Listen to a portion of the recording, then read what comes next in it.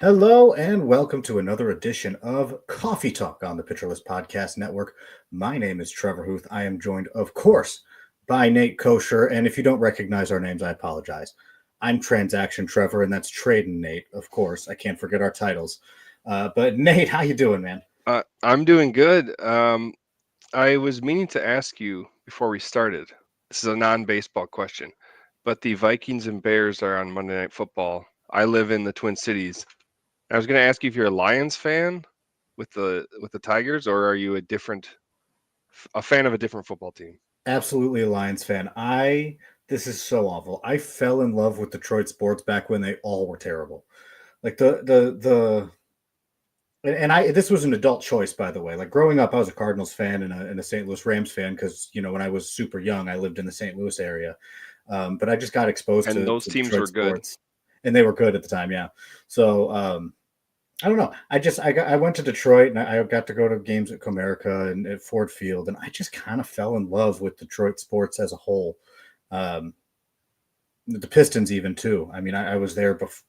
I didn't go to a Pistons game pre LCA Arena, or LCA, but I don't know. I am a Lions fan, yes, but I was there through like the hard years. I was in college, like rooting for them when they lost the playoff game back then, and now they're winning and it's fun. It's better Yeah, actually. they're really good. I just realized I never asked you about NFL. I know, totally off subject, but they they'll be okay even after the loss yesterday. But You want to talk about football? It's a sore subject. I am in playoffs for fantasy football, and I projected to win this week. Still, we'll see. I have Patrick Mahomes and I have David Montgomery. oh no. I had good luck with health through the whole year. Week one of the playoffs, down goes one of my Yeah. running backs and my quarterback. So next week Yeah. is going to be fun in the semifinals. We'll see what happens. Well, Mahomes could be back, it sounds like. They don't know what's going to happen with him, but Montgomery's definitely gone. Yeah. Yeah. Well, I mean, I was stacking him and Jameer Gibbs. So I still have Gibbs and I still have like Josh Jacobs. And like, I should be okay if I can find a decent quarterback. But that's not the point. The point No. is this is Coffee Talk where we talk about Baseball. fantasy Yes. baseball. And baseball is different from football. I know. So, Nate, where we're going to It start today, is. we have a lot of things happening. The hot stove is running wild. I kind of want to focus on the trade more so than free. We could talk about free agent signings at a later date, but there's those trades going on. There's one big trade that I made mere hours ago at the time of recording that I think we should talk about, and of Yeah. course, we're going to try to get into some rookies to keep an eye out for as we head into draft season, all that stuff. But before we get into any of that, Juan Soto, 15 years and an amount of money that I'm scared to say out loud. Yeah, it doesn't seem real. It doesn't seem It real. doesn't. $765 million. It's crazy, Trevor. Yeah. And you know what's surprising to me is I saw that the Yankees like went up to, I think it was 15 years and 750 million. They were right there. Um, You cut out for me. The Yankees were at 160 and just lost out. oh, sorry. Yeah. I think they offered 15 years Okay. and they were just about there. So to me, it seemed like maybe this whole time he had his eye on the Mets. I think that was where the talk was. A lot of people were saying that, but I mean, they were just about, neck and neck, except I don't know if it was the guaranteed money, but it doesn't sound like there's no deferments or anything. And he could make up to 800 million. Did you see that? Like with all the Mhm. kick-ins and everything. So just an insane amount of money. And he'll be, you know, playing for the Mets just about into his 40s or 40 years old. So, He's 26, so he'll be 41 by the oh, time the contract okay. I is think over. he's Yeah. 25. Yeah. So 41 years old. I mean, let's say he stays as good as he is as a hitter and has that longevity, he'll be 3,000 hits, Hall of Fame, definitely MVP, all the stuff. But still, that amount of money, that amount of years is scary even when it's Juan Soto. Absolutely, yeah, it is. It's a lot of money, and I think to the point of how he ended up on the Mets, I think Steve Cohen was not going to be beaten. I think that he came into this offseason and said, I have unlimited money and I have one goal in mind, and that is Juan Soto is going to be a New York Met, and I think that's what happened, honestly. And he did whatever it took to make that happen, and good for him, good for Juan Soto. I mean, fantastic. We talked about how high this contract was going to be simply because he's 26 years old and one of the best hitters in baseball right now. And you can go on Twitter or Blue Sky or whatever social media you use, and you can see a bunch of comparisons about how his stats aren't as good as some other guys who got lesser contracts than him. And it was stats maybe through, I think, the 26 year. But still, this, I don't know. It just feels different because it's Juan Soto. This was the year it happens. I mean, if he came out next year at 26 years old, he probably gets an even bigger contract. This is how it seems to work. Although this is a ridiculous amount of money. I can't deny that it is a ridiculous amount of money that he got, but he's fantastic. I mean, he has fantastic back control. He has a fantastic eye at the plate. Defense to the side, he'll be fine defensively. He can hit the baseball like nobody's business. He is one of the elite hitters in the game, and that's what you pay for if you want to win the World Series. And Steve Cohen wants to win a World Series, and he doesn't care what it costs. I mean, indeed, he does. It's scary. I'm all for the contract. They gave it to him. He earned it. And they now have a legitimate bat in their lineup. I mean, who knows when he's going to decline? Who are some other players you could think of who had a great eye, great back control, patience, all that stuff? I mean, they tend to. I mean, my head goes to Joey Votto, but Joey Votto lasted a while under that contract. So you are going to have dead money, but you have dead money on any big term, any big signing, any long term signing. You're going to have some dead money. I think there's enough here where it's worth the years. I mean, I don't know if he's as good of it. This is probably a little extreme of a comparison because I don't think he's quite as good of a hitter. But Tony Gwynn, he played till he was, I just looked it up, 41 years old, because that's who I was thinking of. At 37 years old, this is insane. He hit 372, 38, he hit 321, 39, he hit 338. He never hit below 300 except for his rookie year was 289. So I don't think Juan Soto. I'm not saying Juan Soto is quite that good of a hitter, but he has more power. Their games are different, right? But yeah, he's not someone like who's going to drop off at 30 because he's just a slugger getting by on athleticism and power. It's his natural skills. It's like I mean Barry Bonds. It's like Barry Bonds without when he got into a mega superstar and went to another level.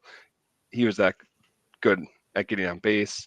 I think people saying that, the number thing and maybe he wasn't at where other people are at. I think they're not valuing on base percentage and how good Juan Soto is just getting on the base path. And that's what the Mets or any good team who's going to be looking for the World Series. I mean, that you can count on that. There was a whole movie about it. You're right. There was. But do you know what I'm saying? It's not the most exciting thing in the whole world. And people like home runs and like the big numbers, but he'll be good. I think he'll be good for a decade.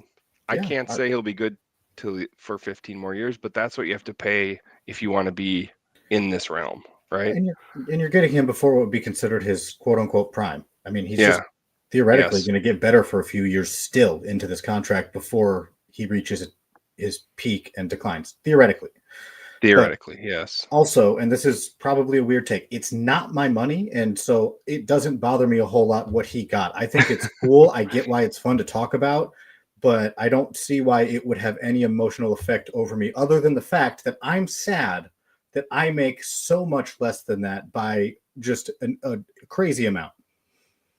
True. We shouldn't care.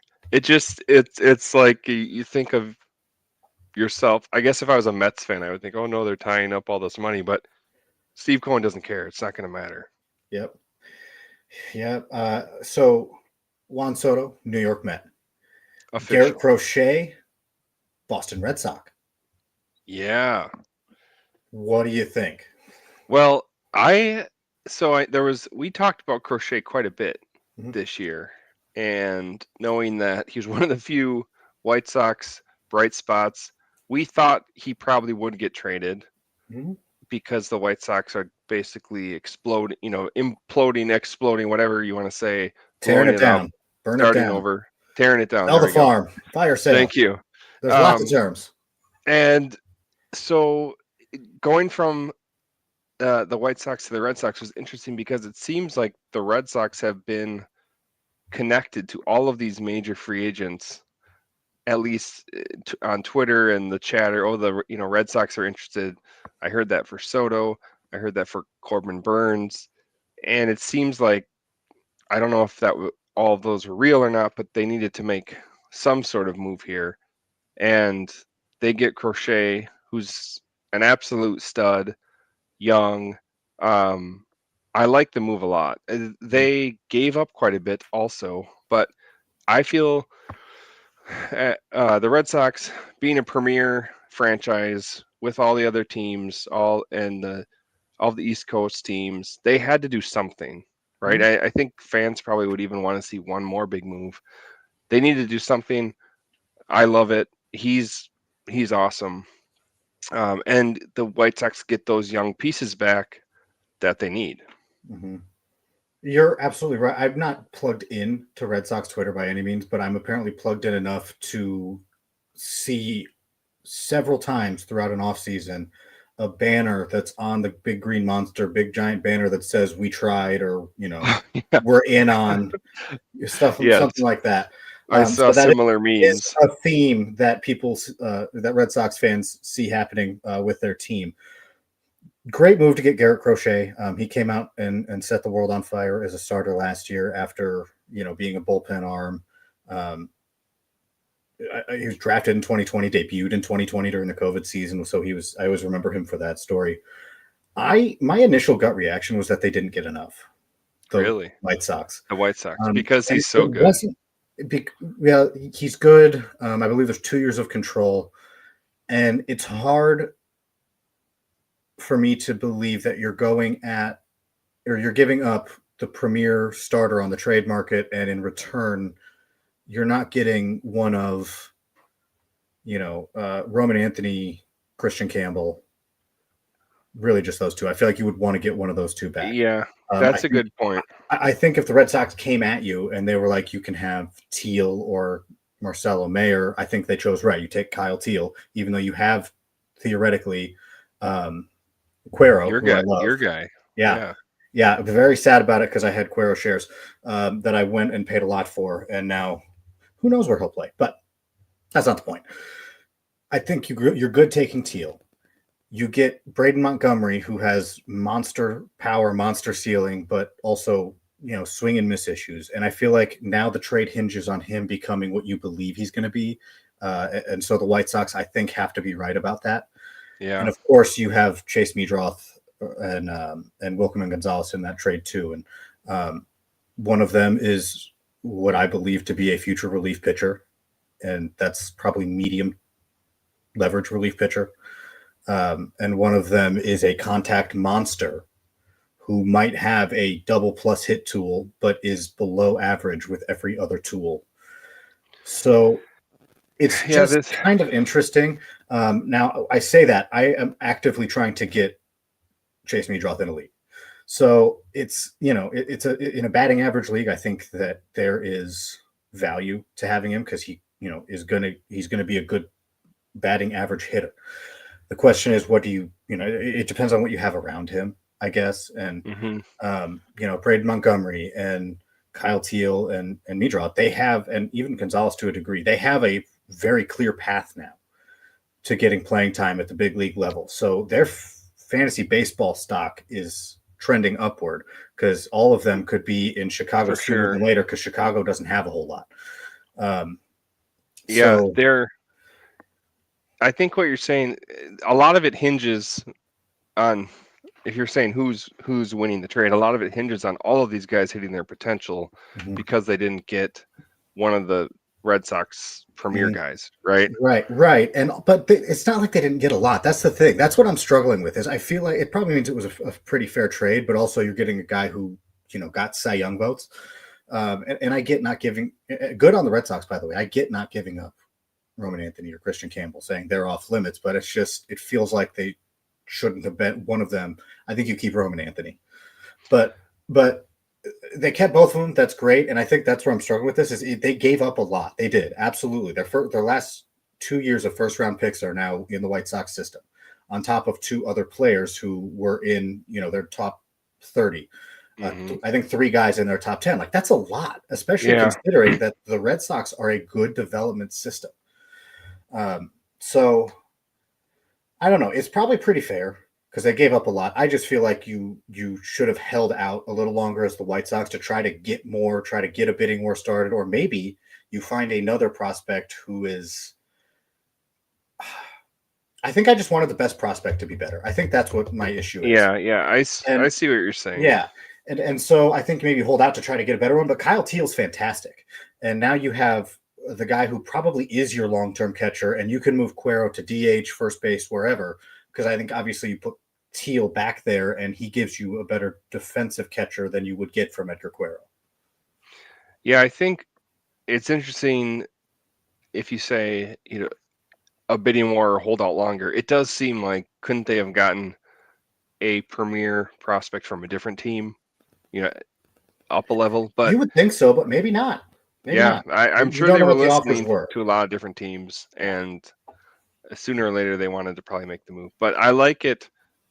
I like Garrett Crochet a lot, so it'll be interesting to see what happens in Boston.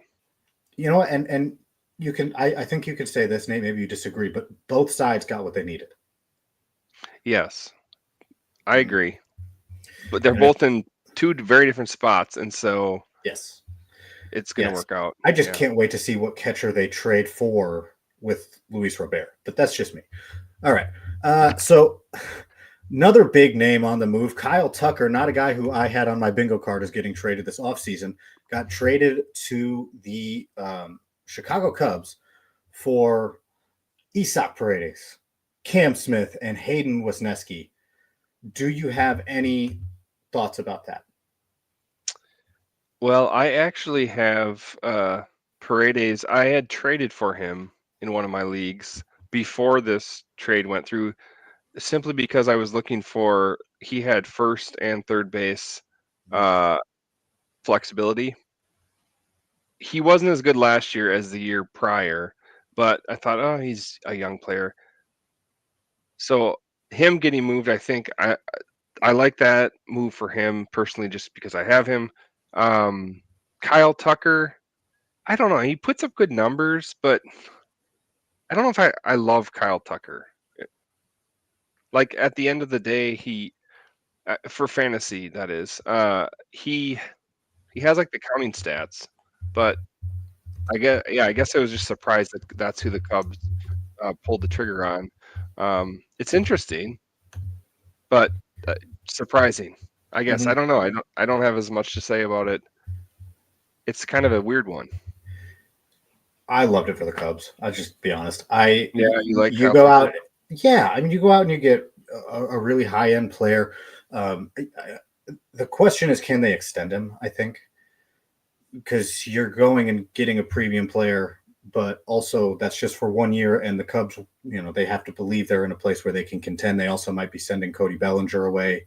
You heard at the time that they had a deal to send Bellinger to the Yankees if they got Kyle Tucker, which they now have, but also they also still have Cody Bellinger because he wasn't sent to the Yankees. I'm in a loop, but we'll see what happens with Cody Bellinger. It sounds like it was like imminent, like Bellinger was gone, right. and Yeah, that hasn't happened yet. yeah, that's yeah. So we'll see what happens. I think they may still be trying to move Bellinger. They got a lot of lefties now. They do, but I like the trade for Kyle Tucker's fantasy value. I like the trade for Isaac Paredes' fantasy value since he has the Crawford boxes now. I think that's going to play really well for him in fantasy wise. I think I'm very interested to see what Houston does with Wisniewski. Nasty slider. I think that could be a lot of fun. And obviously they have Cam Smith now too. So that takes them out of the Bregman race, which is super interesting. And you'd think that means the Tigers are going to win, but they're not going to pay $200 million. So we'll see what happens. But I don't know. It's an interesting trade all around, like you mentioned. And I think it helps almost everyone involved from a fantasy standpoint personally. But that is probably something that can be debated. There's a couple more trades we're going to talk about right now. We are going to take a quick timeout, Nate. You are listening to Coffee Talk on the Pitcherless Podcast Network. And welcome back to Coffee Talk on the Pitcherless Podcast Network. My name is Transaction Trevor Hooth. I'm joined by Trading Nate Kosher. And we've been talking trades, real life trades, not fantasy trades. And there were more. We talked about two of them, but there's a couple more to discuss. And let's start, Nate, with Jeffrey Springs getting sent to the Athletics for Jacob Lopez. Or I'm sorry, he was sent with Jacob Lopez, and they got the Rays got Joe Boyle, Jacob Waters, and Will Simpson. Yes, and so in the 2025 draft, it's interesting. So with the A's moving, we can still call them the A's, right? We just can't call them the Oakland A's. They're still the A's. Prefer the Athletics, yes. Yeah, Athletics, okay. We didn't mention it, but they signed Luis Severino, which was a surprise, kind of out of the blue. To the biggest contract in franchise history of 3 years, $67 million. Yes, exactly. So that was very surprising. I mean, he's probably he's a tier below these top pitchers and players we're talking about, but he's a good player. He had a nice bounce back season. So I was like, well, good for the A's, right? But then now Jeffrey Springs, also bringing him in, some injury concerns, but what I'm trying to say is for the A's, with a lot up in the air, a franchise that has been battling, the city and the owner and stadium issues, all of this, these are the kind of trades that they can make and moves they can make. Like, they weren't going to get Juan Soto. They weren't going to get Corbin Burns. What? I mean, unless they're willing to take way less money, if they grew up a fan of Ricky Henderson, maybe. But what I'm trying to say is these could work out. These moves could work out for the A's. They could be sneaky if everything breaks right. Yeah. I mean, they have some fun young guys. I don't know how I feel about Jeffrey Springs in the Sacramento AAA ballpark. That's one kind of, I don't know how I feel about that, but especially because he wasn't he at like 88 to 90 last year? I think I read that somewhere. Well, by the end of the year, when he came back from an injury. He came back from Tommy John and then did okay, but then they shut him down because of elbow fatigue. So that's a little troublesome. That is, but heading back the other way, I honestly don't have a whole lot of thoughts other than Joe Boyle. Look, I have seen with my own eyes what it looks like when Joe Boyle has fringe average command. I saw him on that day. That day when these guys with big stuff have it all together. Yeah, everything I clicks. saw it. And this was a couple years ago when he was still with the Reds and in high A. But I saw it. So for him to get traded to the Tampa Bay Rays, I cannot explain how excited I am about that for Joe Boyle. I don't know if it's going to work. I think there's still a lot of risk attached to it, but I think this could be super exciting, and I absolutely adore what the Rays have done to try to reload their pitching. They brought in at the trade deadline a guy like Jackson Ballmeister, and they brought in Dylan Lesko, these guys who have massive stuff but have had command issues. They brought in Joe Boyle, same thing. Yeah. And if they could get these guys to work out, I mean, there is a lot of potential right now with their pitching. That's a big if, but the Rays are, they have a pitching lab. And the pitching lab seems to work. So if they can figure something out with Joe Boyle, I think that they have something that could be pretty special, because it looks that way when I saw him have it all together that fateful summer day in Grand Rapids, Michigan. You're right about the Rays. Obviously, very good development, very good pitching staff and system that they've had set up for a number of years now. And Boyle is the one to be excited about if they can figure him out.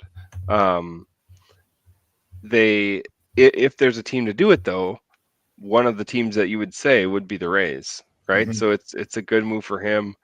Probably someone to keep an eye on in the deep league, especially our huge leagues that we work talk about. Um, but yeah, uh, interesting. Not as exciting as the next one we're going to talk about, which I think was the one I was most surprised by. Which is the reason that I went out of order from our outline. All right. It's all making sense. It's all coming together. This last trade, the Yankees made a trade. They got Devin Williams, and they sent Caleb Durbin and nasty Nestor Cortez to Milwaukee. So you seem excited about it, so I'll let you go. Yeah. Well, when I saw that, I was just really surprised. Like I was almost shocked. Because I'd been reading the Yankees talking about they had Weaver, penciled in. He did okay as closer. They had shown interest in a few other free agents. I didn't see them connected to Williams at all. And I've always thought Devin Williams was just an absolute stud. When he was in setup duty with the Brewers, lights out. He always seemed like he could be a great closer. When he got chance to be a closer, he was a great closer. And the Brewers they were a good team last year. I mean, they were a playoff team. They won the division. So I didn't expect that they would want to give him away. Coming back, I mean, Nestor Cortez is a quality arm. He was hurt also, but he's a good pitcher. And I just think it's a great move for the Yankees because I just always thought Devin Williams was awesome. And for the Yankees to shore up, I guess, what was kind of a question mark, it's a great move for them. Yeah, it was a weird trade because you don't normally see. Usually, it's as we talked about because there was more trades like this in the past, but usually it's big leaguer for prospects. Yep. This was big leaguer for big leaguer / prospect, and I don't know. It's really interesting. So now the Brewers are looking at a rotation that has Freddie Peralta, Brandon Woodruff, Aaron Savali, Tobias Myers, and Nestor Cortez. And I guess they're hoping Trevor Megill is their closer for the next year. At least that's what it looks like right now. Of course, Yep. you also have Jacob Mizorowski, who you might Josh Haderify and put him in the bullpen for a year. But unless you want him to start, I don't know. Well, they have their own plan, but I don't know. I think they did a good job filling out their rotation, and now you have Caleb Durbin, who is you see it all over Twitter, a prototypical Brewers archetype of a player. So he's probably he had a big AFL, but I don't think he's anything more than probably a bench like utility type. Utility. Yeah. So I'm still paying attention, Trevor. I've just pulled up our outline on my phone because I seem to have some slow internet today. But that was going to be my point. Did they sell high on Durbin because of his performance in the AFL? I think he had some crazy number, like he had a crazy number of steals, way ahead of everyone else.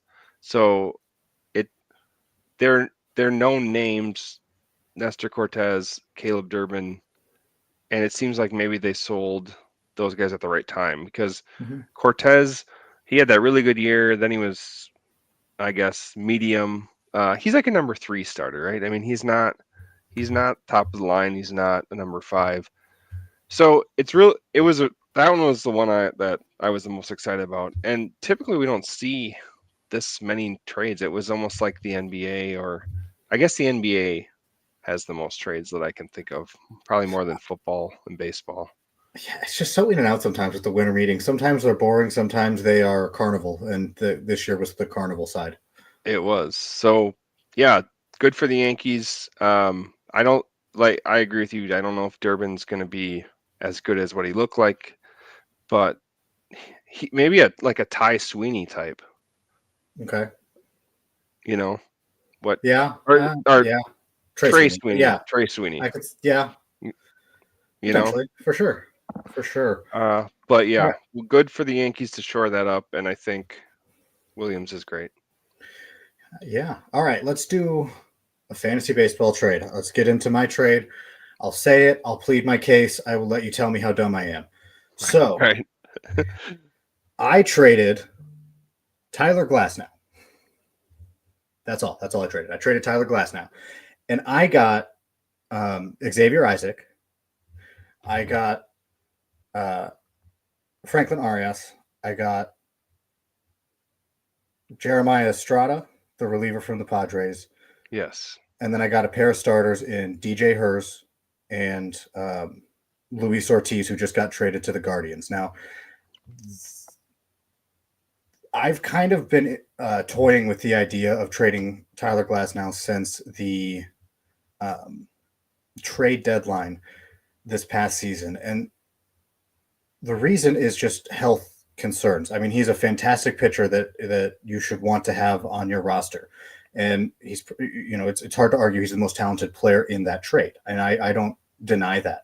And I think that if there were any track record of longevity, that this would be a terrible trade for me. Tyler Glasnow has not pitched more than 135 innings, I believe is the mark. That's the highest of his career. Which is Or crazy. right. So I don't know.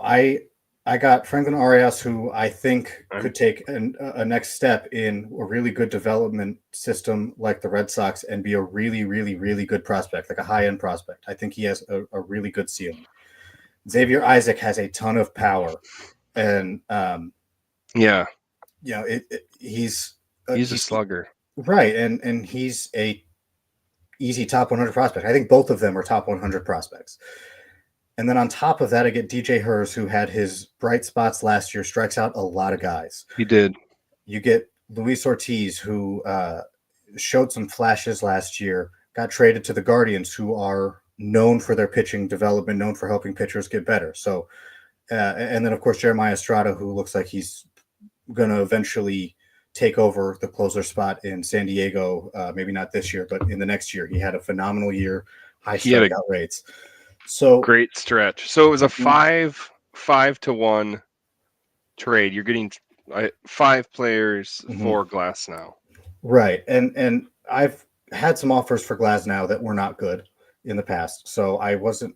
I think I had come in with a value, and I think I came pretty close to the value that I wanted when I thought if I'm trading Glasnow, this is what I'm getting. But I think getting 2 top 100 guys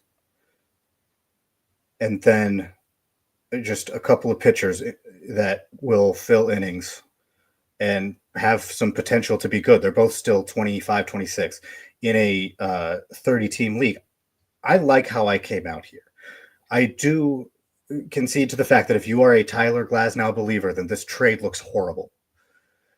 And if you are Yeah, just because of the skill that Tyler Glasnow has, he's one of the best pitchers in the game when healthy. But that when healthy for me is such a big what if that I believe that I did a good job getting what I got out of him. Um, yeah. and I'm not done either. Like I still have some ideas I'm floating around, but at the value that it is right now, I like how I came out. I like it too. When you sent it to me, um, initially, I was like, well, the first thing I thought was Glasnow's health. I mean, it's always right. Yes, his stuff is good, his talent is there, but he's always a question mark. Um, and I really like Luis Ortiz. I was just pulling up his line from last year. He went 7-6. This was in Pittsburgh. 3.32 ERA. He threw 135 innings. He had 107 strikeouts and a WHIP of 1.11. I think he can be good. He's a bigger guy, right-hander. Estrada's already established as a. I would say Estrada's an established reliever now. We saw what he could do in that stretch he had, and like you said, hers. He's on the Nationals, right? Yes. Yeah. I think I had him in one of my leagues, and he had some nice starts too. So you're getting some guys who've already shown that they can succeed at the major league level, plus the two prospects. I think Isaac is going to be really good. So I approve of this trade. I could see where you could get criticism because you're trading on paper a great player, right? But the that his arm always worries me. He's And not a workhorse, and the health is just it kind of scares you off. and so I'm not one that is going to trade a guy if I have injury concern for like the upcoming year. Tyler Glasnow's 31 now, I think, and has been, unfortunately for the game of baseball and for him, has had a career's worth of injuries along the way. Like he's had these health Yeah. problems his entire career. So if I can get two top 100 prospects plus in that trade, then I don't. It's just how long is Tyler Glasnow going to go? Right? Like where he's already down from peak value for sure. Yes. So is it worth me holding on to a guy for another couple years before his arm potentially breaks down for good because he's really good at baseball when he's healthy? Or if I see an opportunity, should I take it? And I think that's kind of where my mind was at with this trade, more so than I'm giving away who is the best player in the trade. I'm conceding like he is the best player in the trade. He is. That's Yes. not the debate I'm having. The debate in my mind, the debate is more about, is it worth having him for when he's healthy if I can flip it for guys who can help me, more, I'd say, maybe not as much, but I have more access to them providing counting stats, especially in a 30-team league where rosters and playing time can just kind of dwindle. Even if, let's say, even if the prospects in this move don't work out, you could still have 3 quality starters for your 30-team league over time, right? Two young starting pitchers, which starting pitchers are very hard to find in 30-team leagues, as I'm familiar with, and then Estrada, who, yeah, he could be the closer. What is the guy's name there? Suarez in San Diego. Great. He was great last year, but we'll see. He was always kind of expected after Hader, but now Estrada looks lights out. So, anyways, what I'm trying to say is I like the trade, even if only one of those guys works out as a prospect. Okay, good. I was having so here's the thing. The same criticisms that I had of the Garrett Crochet trade in real life, I probably have of myself in this trade. That's what you did. Is the prospect, the headline prospect, Xavier Isaac, that I got, is he top end enough? You're right. He That is is a good top example. prospect. Okay, but did I get high? Could I have waited longer and got a better one? I probably could have. But I've also, had I've had a couple Glasnow offers and they weren't close to this at all. And so I don't know. So this was an offer you received. You weren't trying to put together this package. This came to I you? received something close and I swapped out one part for another part. Okay. One of the minor parts. I didn't want, I got offered Kochanowicz and I got Ortiz instead. Yeah, I think it could work out. I didn't see it and think, oh, you got ripped off. Mm-hmm. And this is a quantity over quality return, because if I really wanted to hold the Glasnow standard, I probably could have gotten a top prospect. But I mean, I still think Isaac should be considered a top prospect, right? Yeah, it's I just, think is so. Is he top prospect enough? Again, same criticism as the Garrett Crochet trade. I understand it and I get it, because I had those same criticisms as I was sending the trade. But I do think overall that it was a good move for me to make, or it's a move I believe in. I don't know if it's a good move for me to make. I've made a lot of moves that I thought were good that turned out terrible, but I think it's a move that I believe in at this time, and it very well could turn out to blow up in my face. And It could turn out well, but that's kind of what trading is. So that's why we do it. mm-hmm. It's fun too. Yeah. So, and again, I don't know. My wheels are constantly turning for trades in the off season. So we'll see what winds up happening. But that was my big trade. Love it or hate it, it happened. It's done now, and Tyler Glasnow is no longer on my team. So we'll have to see what happens. We are going to take a quick timeout right now. You are listening to Coffee Talk on the Pitcherless Podcast Network.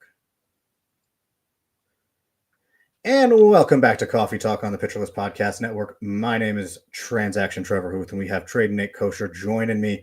We've talked real life trades. We talked a fantasy trade, love it or hate it. And now, one of the trades we talked about earlier with the White Sox, I think, is going to come up quite a bit here. But when we are looking at redraft leagues, when you head to the draft, one of the things that can separate you, and even after the draft, if you're just looking for guys to add to a watch list or keep an eye on for down the road, it's important to know what rookies might be coming up and could help you during the course of the season. So, with that being said, do you have any rookies in mind that you think people should keep in mind? So, well, I'm gonna start with the qualifier. So it could be people who debuted in 2024 but would still be rookies next year, right? Sure. That still count? As I guess I think you are just making these big rules up, Trevor, but we could probably talk about whatever we want. But that was my question. People who hadn't made their debuts versus people who had. So I like, we were talking about the Nationals, a couple of guys on the Nationals, Dylan Cruz and draft James him Wood. high. Draft both of them high, like really high, ridiculously high. If you want them, you're gonna have to go get them. I know those aren't crazy answers or anything, but just the pair of them together, the Nationals are going to be set for a number of years. Awesome core pieces. I think they're going to be fantasy studs. Maybe the question is, how early do you draft them in redraft? Knowing that we were just talking about dynasty, they have value. But yeah, Cruz, I would say you still looking at him early. Wood too, absolutely. Wood is an outlier in every sense of the word. Yeah, he's an absolute animal. So I would like to say my old friend Jordan Lawler, he's not as much of a slam dunk, and it's just a homer Diamondbacks pick. But again, this year, I mean, he's going to have a chance to break camp as a starter. And if he can stay healthy, I'm hoping that last year was just like flush it away, a weird, outlier. Speaking of, a negative outlier, and he'll be back stealing bases and hitting home runs. We hope. But I would be looking at him just because I'm a Diamondbacks fan and I like him. But those are the two guys I'm talking about.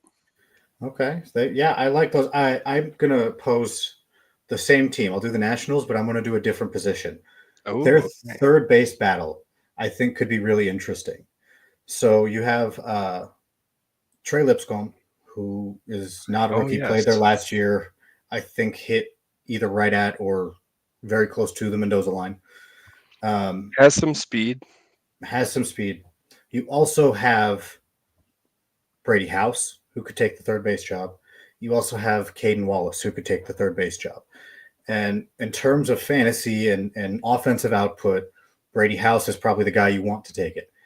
Caden Wallace could be very, very interesting. I have him kind of as a sleeper almost, just because last year, I don't know. Caden Wallace, I think, could be very interesting. I'll just put it that way. He's got the defensive chops to play third. He's probably not as good a hitter as Brady House, but there's going to be an interesting battle there and several names that you can keep an eye on at least. So I think that's interesting. The White Sox are just a bowl of interesting in terms of rookies because you could have Colson Montgomery, could have Chase Meadroth, you could have Braden Montgomery at some point. Of course, there's Kyle Teal and Edgar Cuero. The list goes on and on, honestly. There are Brian Ramos is another one. Like, there are options for them if they want to use them. So that any A lot rookie to there look who's for close. there. Yeah, any rookie there who's close could be someone to watch out for. I'm also kind of interested in Caden Dana from the Angels, I know who debuted I've seen last his year. name. He Okay, has a he did. chance, I think, to break the rotation in 2025. He's mid rotation guy. I think he's somebody who I'd probably be targeting in redraft leagues, depending on if somebody else jumps at him or if there's news about if he for sure makes the rotation or not. What are your thoughts on this is another guy I was thinking about talking about, but someone we've talked about before, Jason Dominguez. Mm. He's already had some cups of coffee here on Coffee Talk, but I would expect next year he's going to go in with an opportunity to be a full-time player and a starter for them, and had a lot of hype. It seems like maybe it's just my perception. Are we forgetting about him a little bit among all these other top names? Is he maybe not? Is the shine coming off just a little bit with him? What do you think going into next year? I mean, yes and no.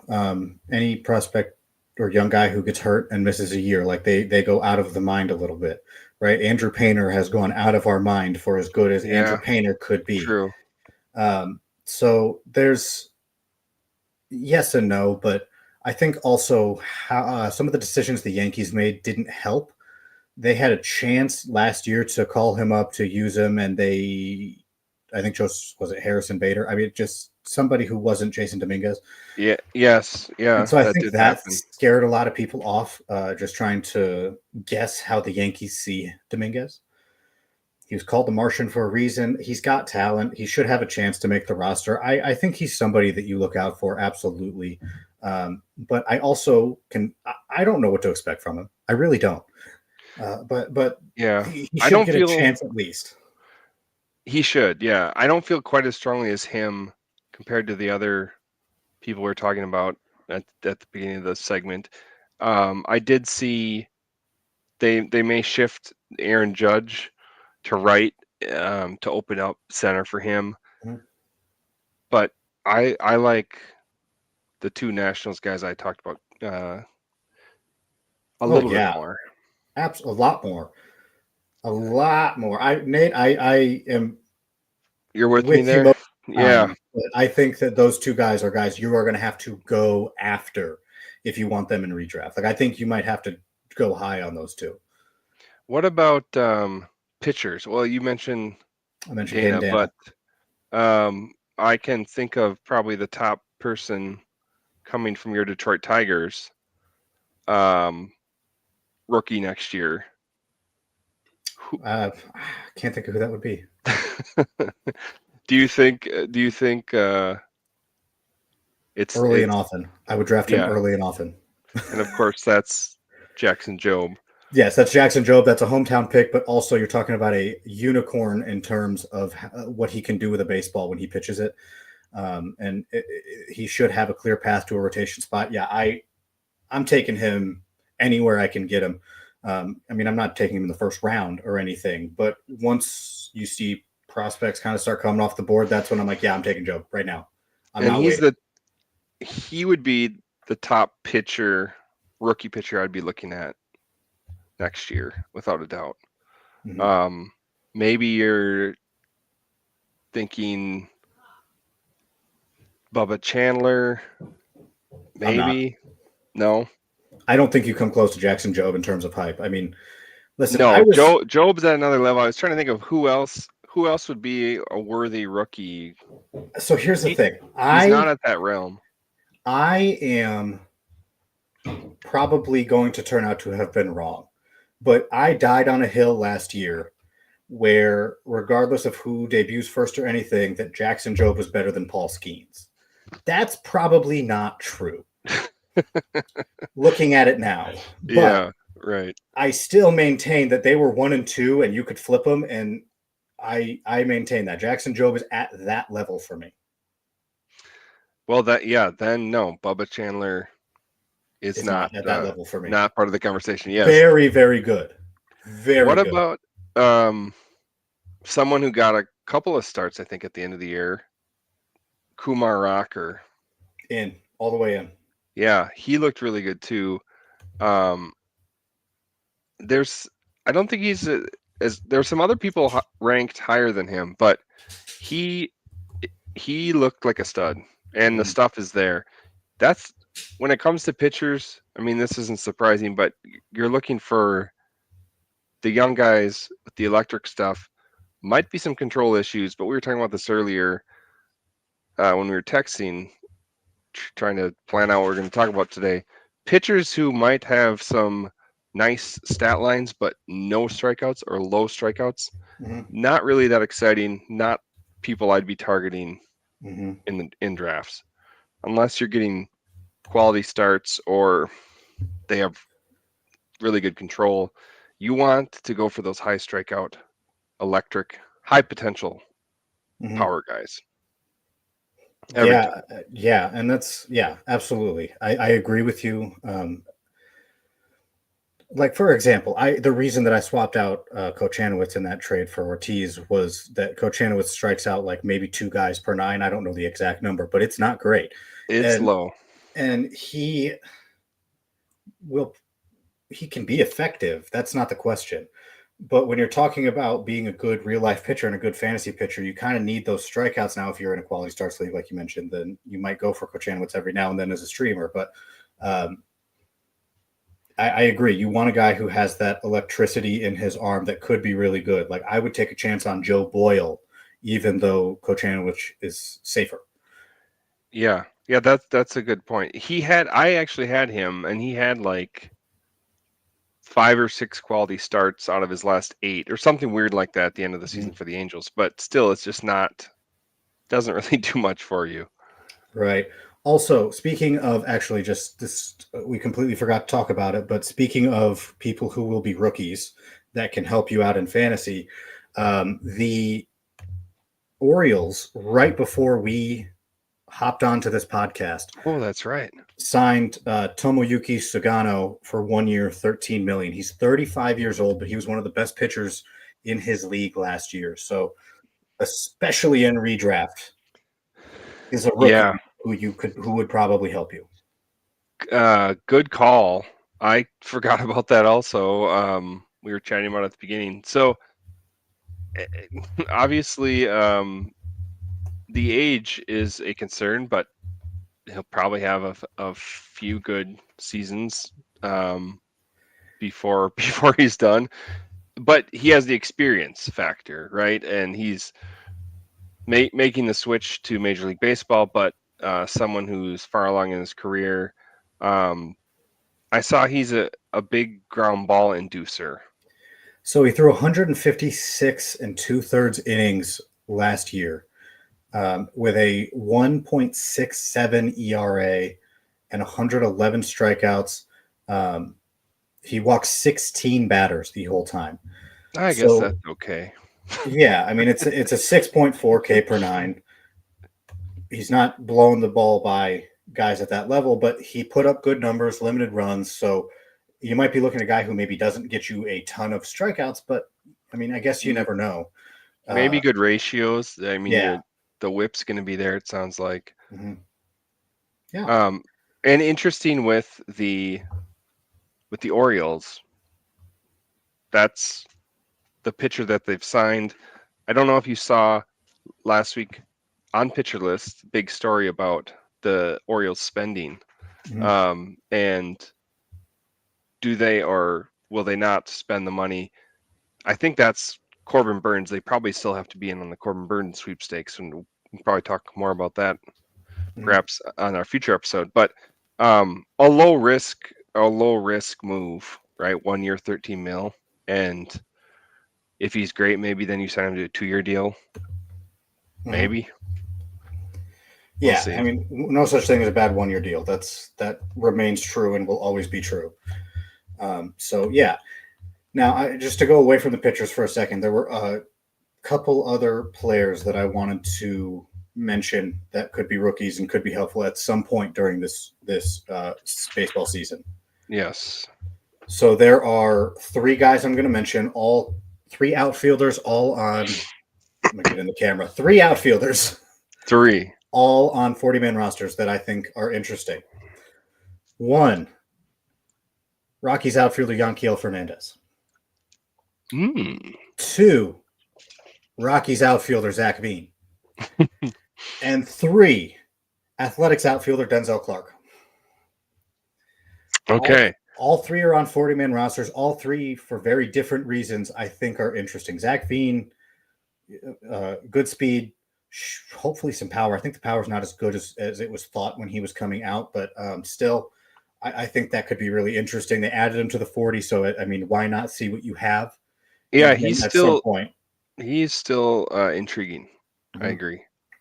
Yanquiel Fernandez, huge swing and miss, but if he could figure it out, especially in Coors, you're probably looking at 25 home runs pretty easy. Lots of power with him. He just needs to hit the ball more consistently. And Denzel Clark, same thing, needs to hit the ball more consistently, but he is fast and he can play some good defense. So he's got a pretty good floor to figure it out if he does get a chance with the Athletics. And especially with them playing at a AAA ballpark that's kind of, it's small. I think that he's got enough juice where he could hit some home runs and be valuable, especially this year, and prove himself for future years. But he's one of the favorite players that I've ever seen live and scouted. And we were talking about the A's in the beginning, and we also were talking about, I think last episode, stats that we kind of go after in drafts. And I was talking about steals. Someone like that, speed is going to translate more easily than power, or if there's questions about hitting. So there's probably fast. He's fast. There's probably opportunities there in Oakland. So I like that suggestion a lot. Here's the thing with Clark, and I could go on forever about Clark, but I won't. I constantly think about when Christopher Morel was first called up. Everybody talked about how electric he was, how he made the game fun. He had that electricity. That's what Denzel Clark has. I watched this man in back-to-back games hit an inside-the-park home run. He just does things on the baseball field, and it's fun, and it's exciting, and he may never hit enough to do them at the big league level, but if he does, you're talking about a guy who's Lawrence Butler type outbreak where there's just a lot of stats that can come with it and a lot of fun that can be had with it. I'm not going to lie. I didn't think this was not a comp it was. This wasn't a comp I thought he would hit, but I did at one point believe that best possible outcome, top tier outcome that almost no player ever gets to. I think Denzel Clark is in the Byron Buxton player archetype. Phenomenal defender, fast, power. Can they hit? Yeah, but that's high praise. Buxton. But that's like the tier he's not going to hit. I cannot stress that enough. This was like who I saw him at his best. Yes, was comparable to Buxton. Everything breaks right. Mm-hmm. Everything happens correctly. Right. Yeah, I see what you're saying. You're probably looking more at a low average, high steals if he can get on base, and probably some pop. I think you're looking steals over home runs. But again, 20, 25 home runs maybe? At his best, I think it's also possible he doesn't hit enough and you get maybe 10 home runs, but you can still get a lot of steals. 20, 25 steals out of him. Yeah. And again, he's probably the best defensive center fielder they have in their organization, bar none. So there's opportunity. I don't know. Those 3 guys interest me. That's fun. Yeah. Those just in terms of watch them, they probably won't break camp with their team. In fact, I almost guarantee none of the 3 will. But as the season goes on, I think they're names that you watch. Some deeper cuts. Yeah. That's probably all you'll get from me. No, that's you good. Team up well. You can give the Dylan Cruzes and the James Woods, and I'll talk about the Denzel Clarks and the Zach Beans and the Yanquiel Fernandezes. You can use them all as you plan your draft, right? Exactly, Nate. Another great episode. This is episode number 32 in the books. Always a pleasure. Make sure to follow Nate on Twitter at Nathaniel Kosher. I don't know if he's figured out Blue Sky, but he's on there as well. So he still haven't figured it out. I said I was going to by this episode. Follow our podcast at Coffee Talk PL. YouTube is the exact same if you want to see what we look like. Don't know why you would, but I'll smile for you. In And case of you do. course, in case you do, and you can follow me at Hooth Trevor on Twitter, and I'm Trevor Hooth on Blue Sky. I always appreciate you guys listening. And of course, Coffee Talk is a part of the Pitcher List Podcast Network.